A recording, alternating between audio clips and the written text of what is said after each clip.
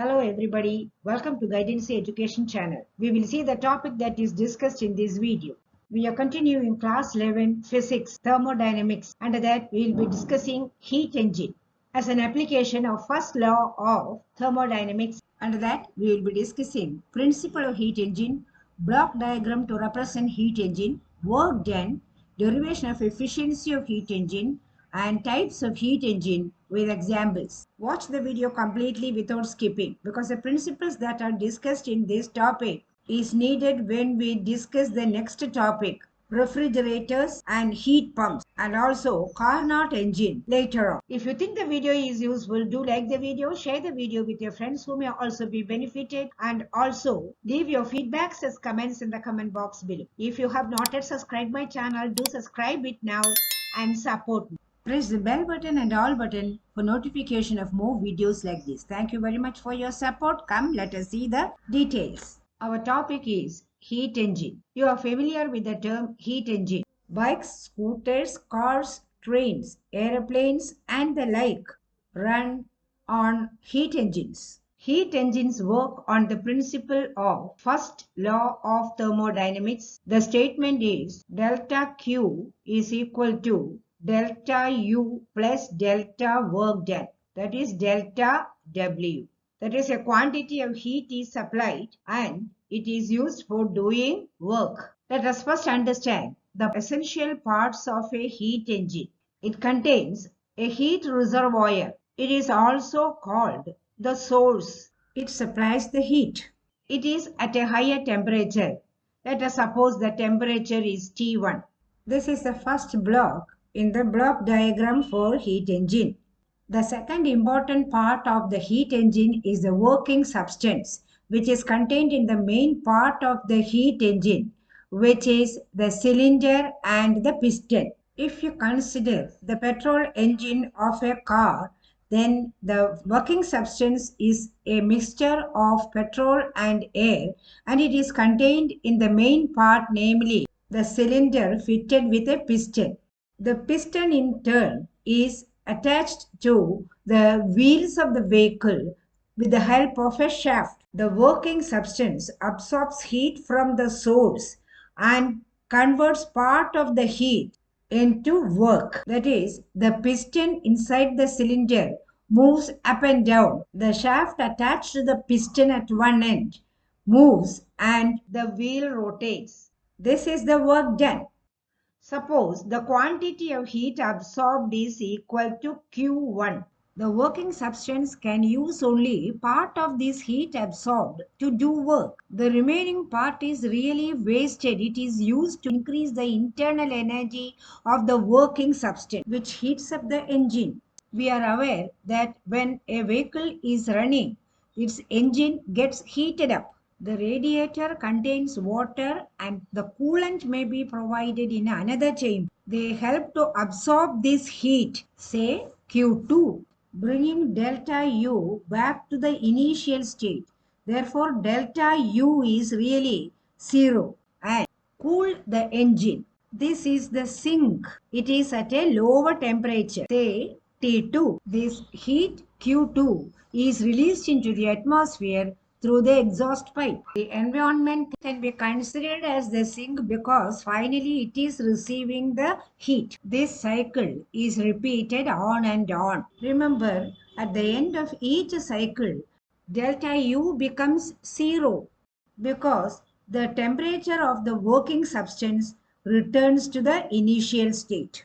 Let me note the point. T1 is greater than T2. The input heat Q1 is greater than the expelled heat Q2. Sink is the last block in the block diagram for the engine. As per thermodynamic equation, delta Q is equal to delta U plus delta W. What is delta Q? Q1 minus Q2 is delta Q. Since the working substance returned to its original state after each cycle, delta U we have already seen is equal to 0. Therefore, Q1 minus Q2 is equal to 0 plus delta W. So, work done is equal to Q1 minus Q2. Okay, we have now seen how the heat engine works. and what is work done. Now, what is its capacity to do work? That is, what is its efficiency? That is, how much of the input is converted to work. Efficiency is represented by the letter eta is equal to output. What is the output? Work done is the output.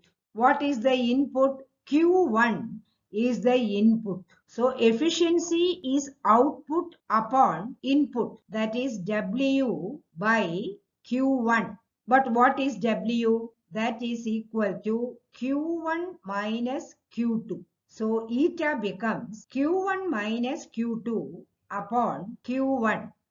That is Q1 by Q1 becomes 1. So this is equal to 1 minus Q2 by Q1. Q2 upon Q1. So this is the formula for efficiency eta. We have derived an expression for efficiency of the heat engine. Let us speak more about the efficiency. What is it that you find here? This is 1 minus Q2 by Q1. That means efficiency of the heat engine is always less than 1. It cannot be 100%. Why is it so? This is because there is a principle in nature which limits the efficiency of heat engines to a point less than 1. We will be discussing that principle under second law of thermodynamics. For the present, we will understand that the efficiency of heat engine is less than 1. It is not 100%. We will just recall what you learned in your smaller classes. That is, heat engines are of two types: external combustion engine and internal combustion engine. This is on the basis of where this source or the portion which supplies heat is located, whether it is outside or whether it is inside the main part of the engine, namely the cylinder and the piston. The working substance is inside this cylinder. As the name indicates, in external combustion engines, the source of heat is outside the main part of the engine. Example for that is steam engine. The working substance is steam. In internal combustion engines, the source of heat is well inside the main part, that is cylinder and piston. So heat engine can be classified into two. Example for internal combustion engine, we can take the car, the bus, the truck, scooters, airplanes, diesel engines for the trains. When we talk about efficiency, the efficiency of external combustion engine is much less than the efficiency of internal combustion engine.